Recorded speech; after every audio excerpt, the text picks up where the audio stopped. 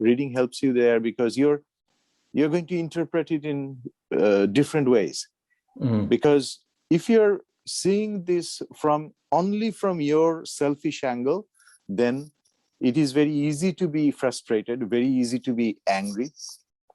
But if you're able to interpret the experience from different angles, I mean, every difficult experience has good sides. So this is how I think my father helped me. He introduced me to Tagore. He took me to Shantiniketan in India. Shantiniketan is the university that was established by Rabindranath Tagore, which is still there. That was a great inspiration for me. He introduced me with music, and I used to have a music teacher who used to come to our house and give me lessons. So that's another way he liberated me, because I remember I was only 13 or 14 at that time when I was introduced to music lessons. A bit late for serious music students, but still it was not too late. 13, 14. And the teacher was a very nice man. The first time we met, the teacher said something very interesting. He said, "Have you ever noticed people's voices? When you meet somebody, do you notice their voices?" And until then, I was only 13, 14. I never really consciously thought about it, that when you meet somebody, you notice their voice. I used to notice their get-up. I used to notice their facial structure or their eyes or other things, but never noticed their voices. And he made me conscious about that voice is very important in life, what voice you have. And it changed me in a way. And the vocal training also helped me in a way a lot in my career as a broadcaster, because voice is important, and voice used to be more important in those days. And nowadays in broadcasting, I think it is different now. Broadcasting is run in a very business-like fashion these days. Just like sports or anything. I mean, everything has become business and money-centered. But in those days, art, voice, the quality of the voice, the timbre of the voice, and pronunciation, those things were very important in those days. But now I think things have changed a little bit. So got a bit of interruption, but we are back.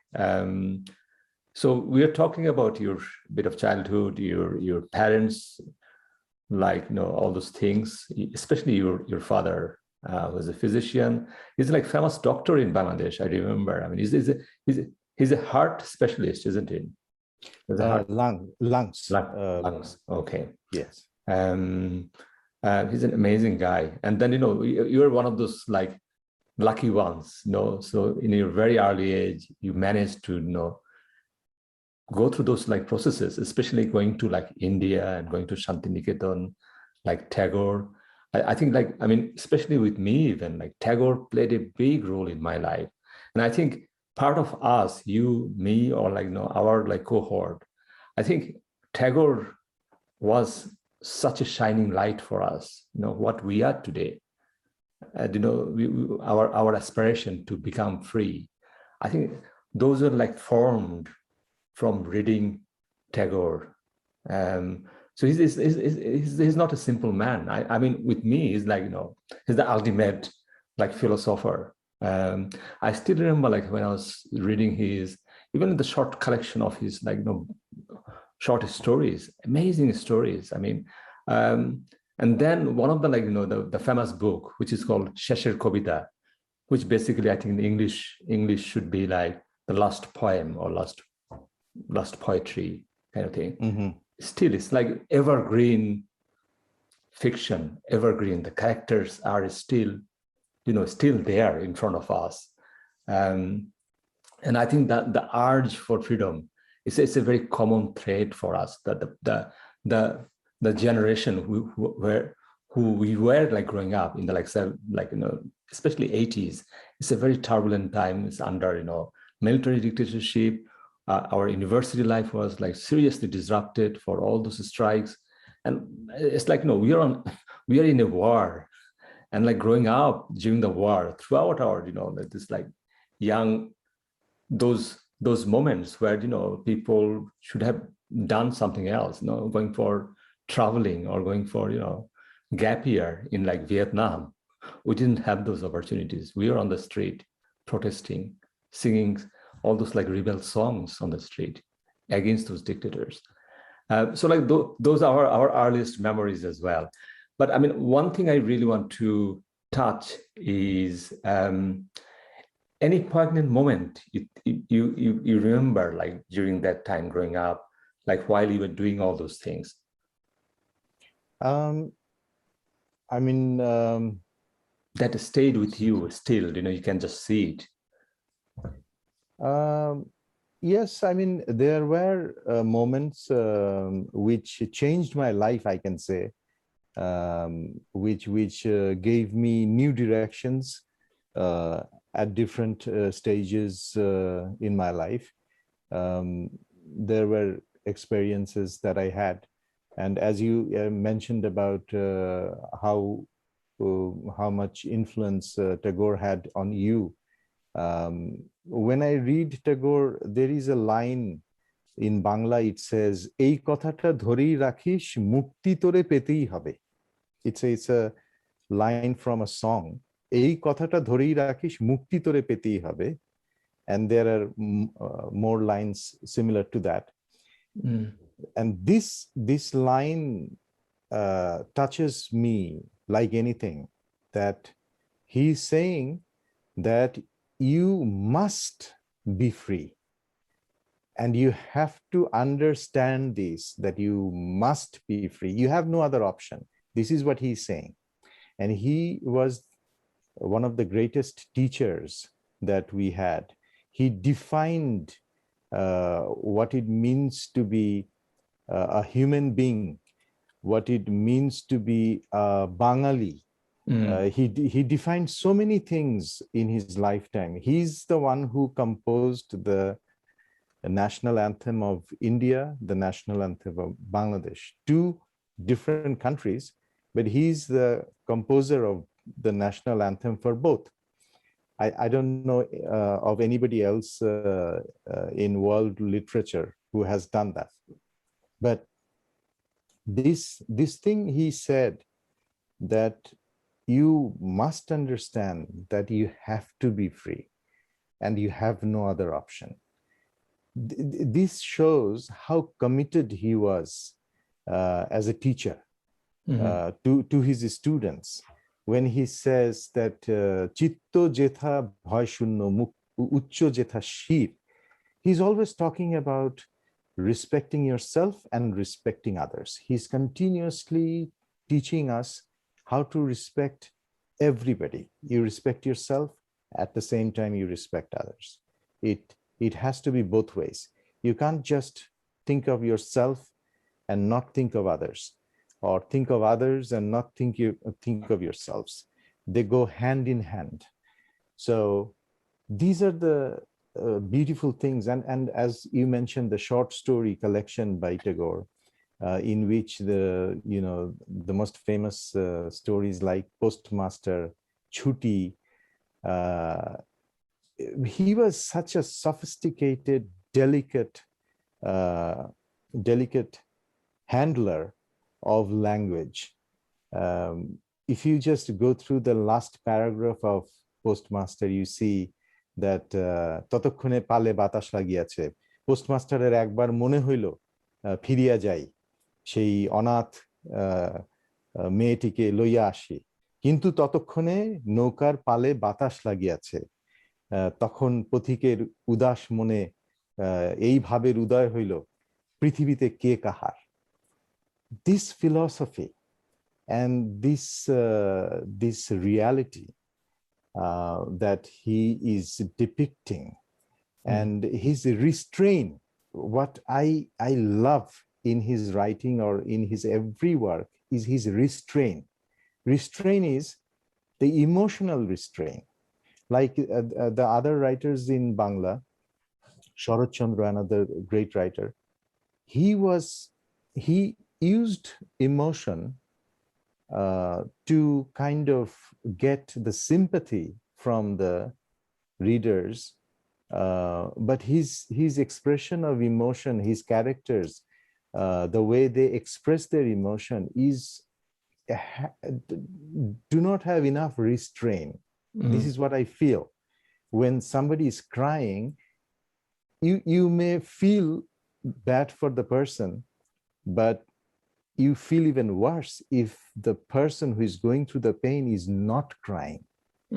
And Tagore used that. Tagore actually had a lot of influence from the European literature. And I think that's why he understood the craftsmanship of restraint, that you don't give away too much, because if you give away too much as a writer for your character, then the readers will not have enough space to empathize with the characters. So you practice restraint when you're depicting a character, and that's why we see that in the Postmaster, he's leaving the little girl, but the postmaster is not crying. The postmaster is not feeling that bad, kind of cruel. He's leaving the little girl, and of course, many of my listeners probably will not understand if they don't read the story, but in his music as well, in his poems, in his plays, everywhere he exercised restraint, emotional restraint. And that makes him very journalistic, very journalistic. That's interesting. In my profession, I always take his example when I'm writing my script. I try to learn from him.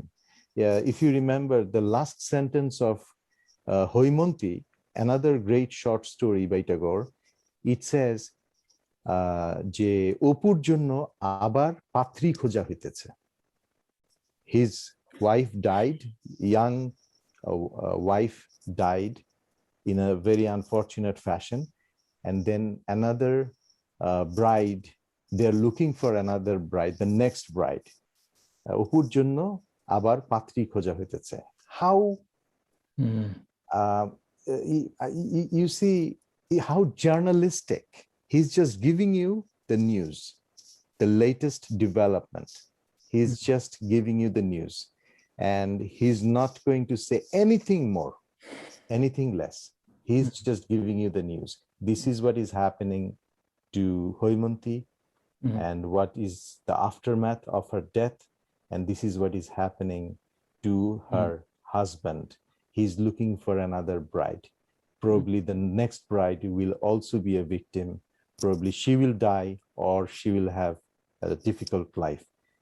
This journalistic fashion in Tagore's writing is fantastic. The restraint that he uses, he's a bit away from his characters. He's never inside the characters. This is why people say that in many writers, it's very easy to locate which character is the writer himself. But in Tagore, it's difficult, because he's objective. To some extent, he's objective. And that's why it's very difficult to pinpoint which character is Tagore.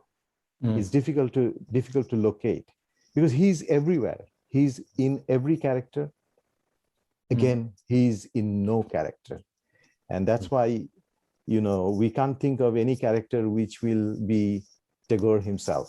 But for D.H. Lawrence, if you read Sons and Lovers, the central character is D.H. Lawrence himself.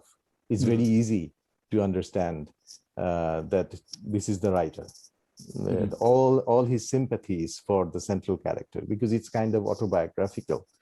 So this is one thing that I learned from Tagore, is how to use your language in a restrained way. Don't give away too much, because if you give away too much, then your readers, your spectators, your viewers will not have a space left for them. So you keep that space for them. You just give them the news, and by choosing what you are choosing to say, the readers will understand. Tagore could have said something else in his last sentence of the short story that I just mentioned, Hoimonti, but he chose to say one thing, that Opu is looking for a new bride, another bride. This is the sentence, this is the information he chose to give you. And that says it all. That says everything. That says about the society, the patriarchal society, the male dominant society that he was living in at that time. And situation has not changed much. But I would say that the portrayal of his time and the portrayal of the human condition, all these things he did so successfully because of his restraint. So he came from a very good background. He had great family members. Rabindranath Tagore, his elder brother, his father was a great philosopher. His grandfather was Prince Darkanath Tagore, and dad was Devendranath Tagore. So he came from a great family. He's like, it's so versatile and so like leading writer for everything. Honestly, he wrote poems, he wrote short stories, novel, plays. I mean, whatever field you can think of in terms of literature. I mean, just amazing. And he was the best. He was the best in every category. Every category. I mean, he got Nobel Prize as well. And the best part of his, I mean, you can see like he was from a very rich kind of aristocracy and all those things, but also he was very part of part of the mass. He was we did not feel that we are reading from someone who's like is a king, or like like this kind of like jamindar, we can call them. He came as just human being. That I mean, that's his like main idea, that the humanity is the main theme of all his writing. And I think the best part is also, I mean, he got knighthood at one point, and you can see like he also rejected the knighthood as well, because he thought that represents something else. It's not him, because you just cannot have all those violences happening around you by those people, and then suddenly those people are offering you this gift like knighthood. They want to call you sir. It didn't make any sense to him. But also you kind of mentioned about his like restraint. I think one of the stories I remember, very strong story. The story was, I think his daughter died, and on the same day in the afternoon, he was watering his flower plants. So you can see the like restraint there. He took it in a different way. There's a calmness there. There is like, I mean, I just cannot express that, that calmness, the depth, and then this like philosophical understanding about the whole thing.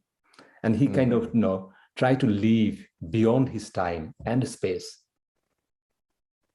Absolutely.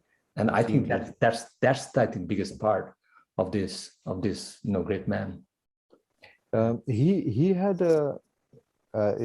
as you read and as you listen to his music, you'll also see that he had a very very strong relationship. He believed in the creator, and he had a very strong relationship with the creator. And many of his songs, the puja songs, the songs of worship, if you go to his collection of songs, Gita Bitan, there is a big section called puja, another section is called prem, another section is called prakriti, Swadesh. So these are the different sections, and he wrote about different seasons as well. So if you look at the section puja and prem, and if you mix those songs together, you won't be able to separate them, because love for God and love for your beloved, they are so similar in his writing. That's also very interesting. And his relationship with God or creator is also very interesting. As you mentioned, his son died.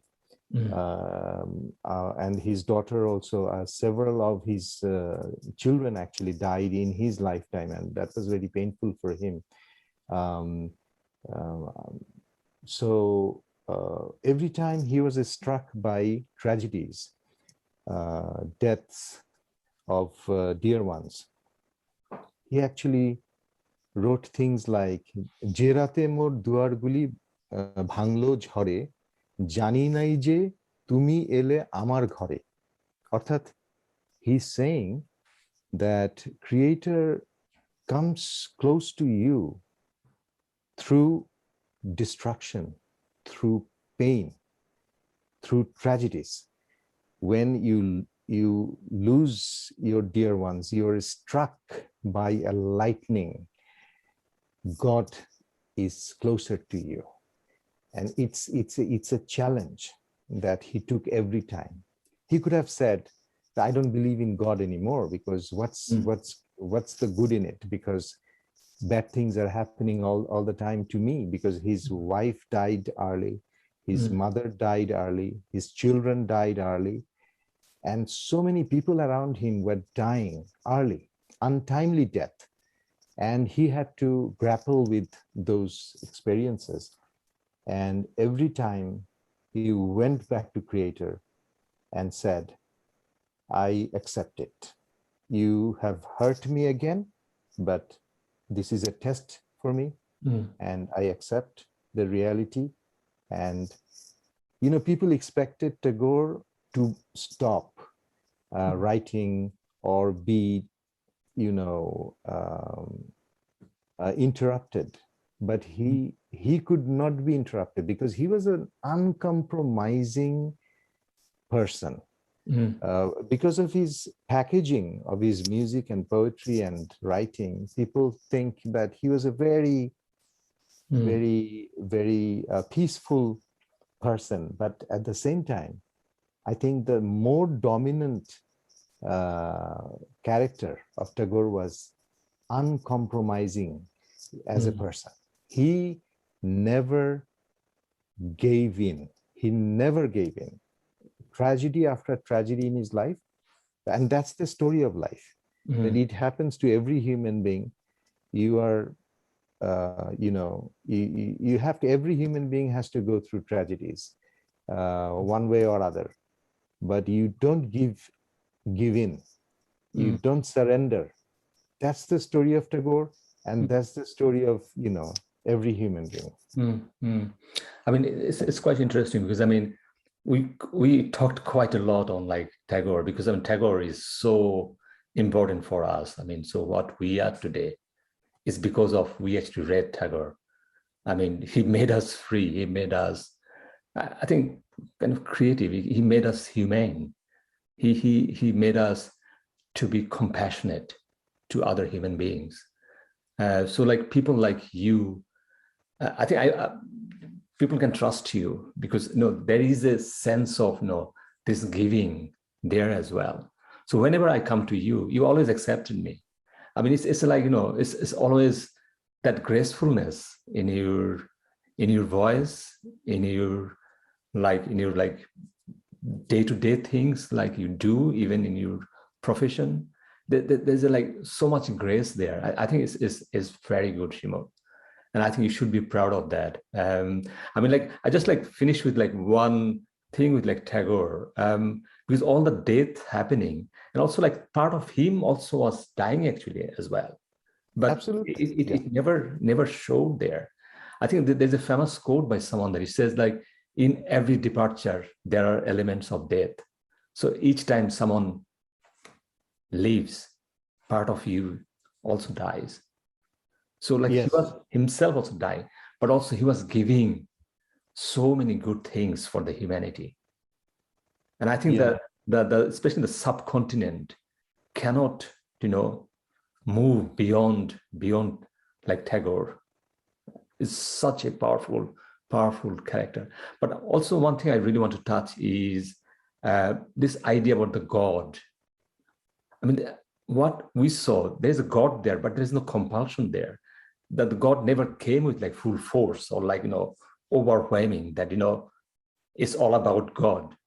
It's there. It never disrupts his life, disrupts his creativity, disrupts his anything. It's just there.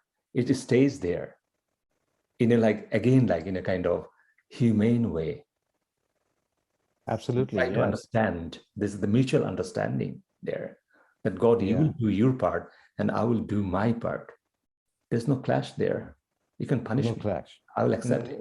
No conflict. And he believed in a loving God. He believed in a loving God. Even though he went through a lot of tragedies in his life, but he always believed in a loving, caring God. In the end, everything will be all right. He talked about death a lot in his writing.